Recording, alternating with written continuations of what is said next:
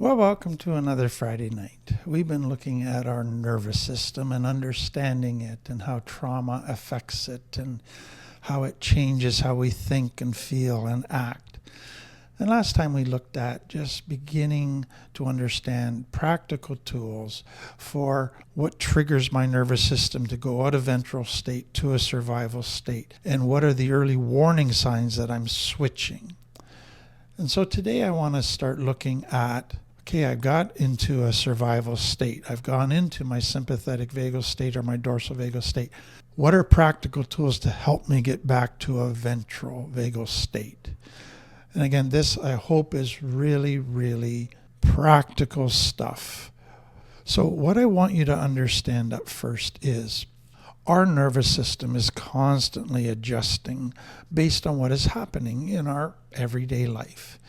And so it's not when we're pulled out of our ventral state that's the problem, because there's going to be circumstances in our life that are dangerous, and we need to get out of our ventral state temporarily to get to safety.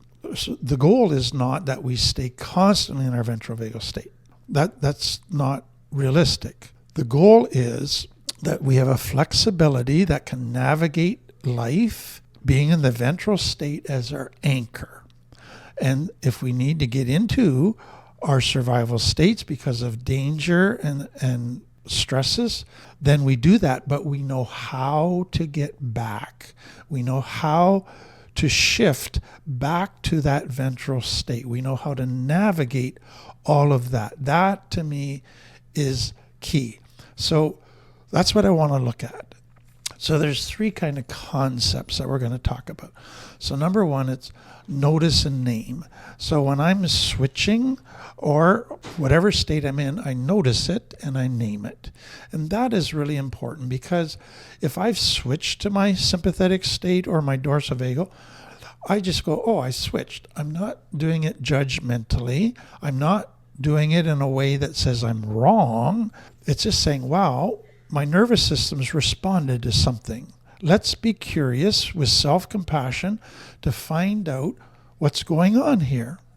So noticing and naming is just a helpful thing that helps you become aware and then figure out what's going on and then know what you need to do next. Then the next key concept is emotional regulation, self-soothing. So I get to a survival state. Now I got to get regulated emotionally so I can get back. I got to develop ways of soothing. So you think of that little child who goes to their sympathetic state and they're crying and screaming because their needs not being met because they're afraid. What does the parent do? The parent soothes them. The parent is a co-regulator to regulate them by letting the child mirror the parent's calm ventral state. So we have to know how to do that for ourselves. And so basically that leads to the third thing, which is that can only happen if we have safety and connection. So we can't get back to our ventral vagal state without safety and connection. And that means connection with safe people. That means being in an environment where we feel safe. So that is absolutely essential. And so a lot of people will try to do these tools, but they're still in a very unsafe environment. And the tools won't work. So just understand, sometimes hard decisions have to be made that say, I can't heal. I can't stay in a healthy place in my nervous system because I'm in a constant dangerous environment with dangerous people. I got to set some boundaries. I got to protect myself if I'm going to be able to do that.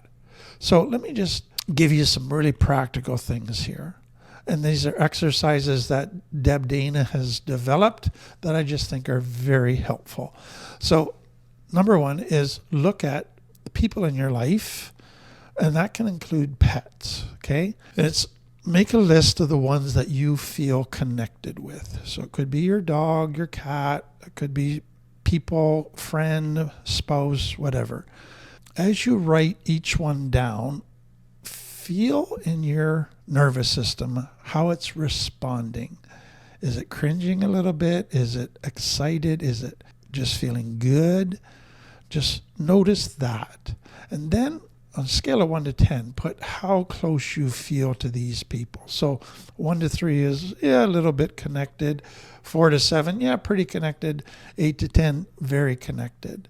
And it's not how many connections you have with this person. It's how helpful each connection is. And so that's what you want to be able to understand as well. And then how often do you need to connect? So in my own life, I need to connect at least once a day, and usually a couple times a day. It doesn't have to be super long, but it has to be meaningful. So write that down. How often do I need to connect? And then what are the things that help me connect the best? So is it quiet moments? Is it going out? Is it staying at home? Is it being engaged in a favorite activity? Is it trying something new? Whatever. Everybody's unique, but find out what are your main connecting points for you that cause you to be able to connect with others. So those are your 3 key concepts that we're looking at as we move into learning to help my nervous system when it's in a survival state. So now let's go to practical tools. And let me emphasize again, everybody's unique. There's no one size fits all when it comes to finding what helps you get back to your ventral vagal state. So you got to do some trial and error. You got to try different things, find out what works, what doesn't, and kind of custom make the system, the tools that work best for you. So for everybody, basically, I would say breathing is very important. Breathing helps our brain stem to begin to feel safe. So breathing, learning to breathe properly is a really, really important thing. Some people, yoga, meditation, mindfulness. Other people, music therapy, pet therapy, art therapy, dance therapy. All of those are meaningful connection type of things that are calming. And then some people, they find a self-containment thing, and that would be a self-hug, wrapping your arms around yourself, holding yourself, or wrapping yourself in a blanket. And that's why some people like weighted blankets. It's got that feeling of being held closely in an embrace. And then some people use a 2-hand position. So you start with your heart and your forehead. And what you're doing in that is you're just being aware of what's going on inside of you, what you're feeling, and then you move your hand from your forehead to your stomach, and you're paying attention to what's going on in your body.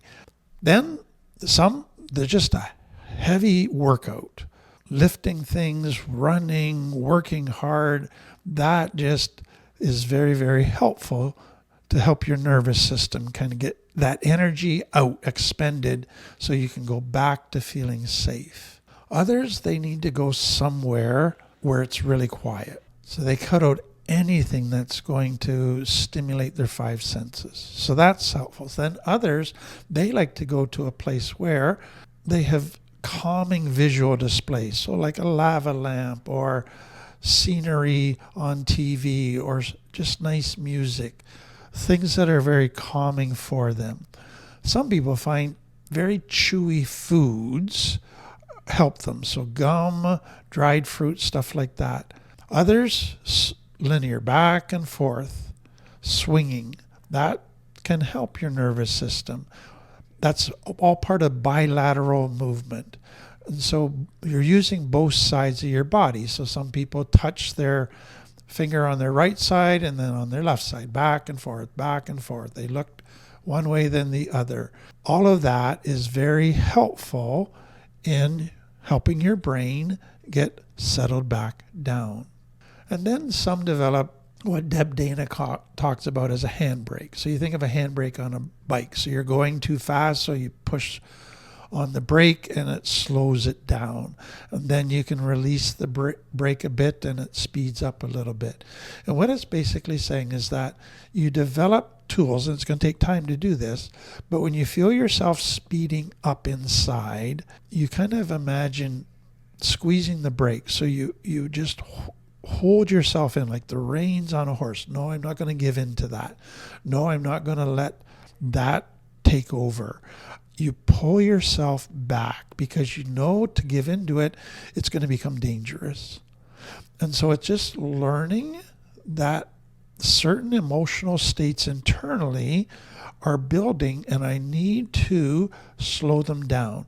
And then once they're slowed down, then you can start to ease up a little bit and let yourself experience more and more emotional stuff. So it's learning how to regulate yourself internally that is very important. So again, there's all kinds of different somatic exercises that people have found, from walking in bare feet, from putting their face in cold water, from plunging into icy water, like on and on. There's all kinds of different things that we're discovering help our vagus nerve go back to the ventral vagal state.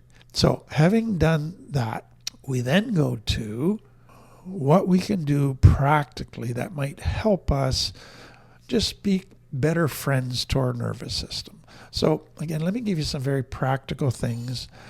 So we call this befriending and attending your nervous system. So you're just learning to be more familiar with it, learning to be more aware of it, learning how to take care of it, not just when it's in crisis, but all through the day. So some people find it helpful that they choose names for their three states. So when they're in the ventral vagal, they got a name for, they got their name for that. When they're in their sympathetic fight or flight, they got a name for that. When they're in freeze, shut down, they got a dorsovagal, they got a name for that. Some put a color to each of their states. Some choose an animal that each state represents. Some have a scene from nature that describes. So in their ventral vagal, it's that peaceful sunrise looking out over the lake. In their sympathetic, that's that stormy.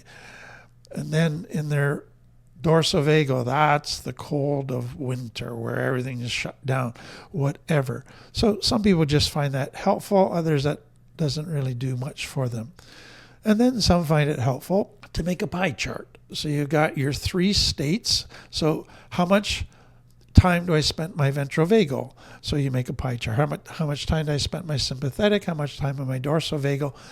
And then you begin to see it all graphed out for you. Wow, I was in my ventral vagal for about 80% of the time today.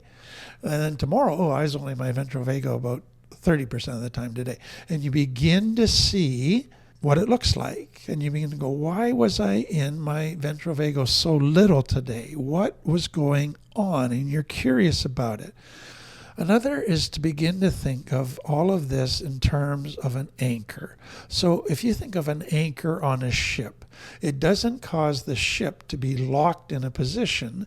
The ship can still move about, but it can only move to a certain degree because it's anchored.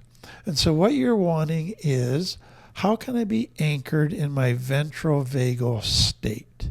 So what do I need to do every day to just help me stay in a good place? Yes, I'm going to have times where I need to go into those others, but I want to nurture an environment in my life that is conducive to this being my anchor state. So let me put it in 4 questions. So the who. You want to have people in your life, pets in your life that you are connecting to every day. That's going to help you stay anchored in your ventral vagal state. They got to be safe people. They got to be people that get you, understand you, accept you, that you can be vulnerable with. You got to have that. Then the what. What brings you to that sense of safety? So is it breathing for me? Is it going for a walk in nature? Is it listening to music? So you get all of those tools figured out. Then the where. And so what are the things in my life that provide cues for safety? So is it going into this room in the house where it's quiet? Is it going for a walk in nature? What do I need in my world to feel safe? And then when do I most feel anchored? Well, could be time of the day. It could be after I've had a great conversation with wonderful people. It could be after I've done things to meet my 12 needs and I'm really feeling my heart's full. I fed my soul, all of those things. So begin to piece together all the components that help maintain your ventral vagal state, that feed it, that strengthen it. That becomes very important. And then there's what they call if-then statements. So it's, okay, if I'm in this state, what do I need to do to get to this state? So if I've switched, or I'm starting to switch into my sympathetic, if I do this, what will happen? If I do this, what will happen? If I do this, what will happen? It could make it worse. It could make it better. So I begin to figure out what will happen if I'm in a certain situation and I'm feeling my nervous system is starting to switch. I can begin to figure out what I need to do in order to get to where I want to be, in order to get back. And so you're gradually, trial and error, mapping out, if I try this, if I do this, and find out what works for you. That is such an important piece. You're figuring it out. So again, what I want you to see is this is going to take time. This is not somebody just handing to you a little recipe that is simple to follow. No, we're complex creatures. Everybody's got to figure this out for themselves. There's one other thing that I want to mention with this, and Deb Dana has developed it very well, and I love it. It's called Glimmers and Footholds. And it's basically realizing that as human beings, we have a negative bias. We look for danger because that's what we need to do to stay safe. People from complex trauma, they get fixated on looking for danger and they become negatively biased. They see danger before they see positive. And so after a while, many people can get to a point where that's all they see is danger and they no longer see anything positive. That's kind of been blanked out of their perception. And so part of what you're doing in getting healthy and taking care of your nervous system is you're beginning to make yourself, train yourself to look for little positives so that you stop regularly and you find those micro moments of safety and connection throughout your day, those little ventral vagal experiences. So just imagine you have a day where you're feeling kind of stressed, you're feeling a wee bit grumpy, you're feeling not like connecting a whole lot, you're struggling. And so it's easy to get to the end of the day and go, I blew it, I was not in a good headspace, I did terribly. But if you stop, you can go, hey, but I reached out to my partner and chatted for 10 minutes. Oh, I took care of this need and fed my soul a little bit by listening to some music, by reading a book, by going for a walk, even though I wasn't really feeling like it, I did it. Or the dog came up and the dog just wanted to snuggle with me and it just warmed my heart. And so those are just micro moments that helped keep you in your ventral vagal state, anchored in it. So you were being pulled to go to other states, but you kept coming back to your ventral state. So those are glimmers. Those are little things that gave you a foothold to stay in your ventral vagal state. So what Deb Dana suggests, and I think is a great idea, is begin to keep track of those things.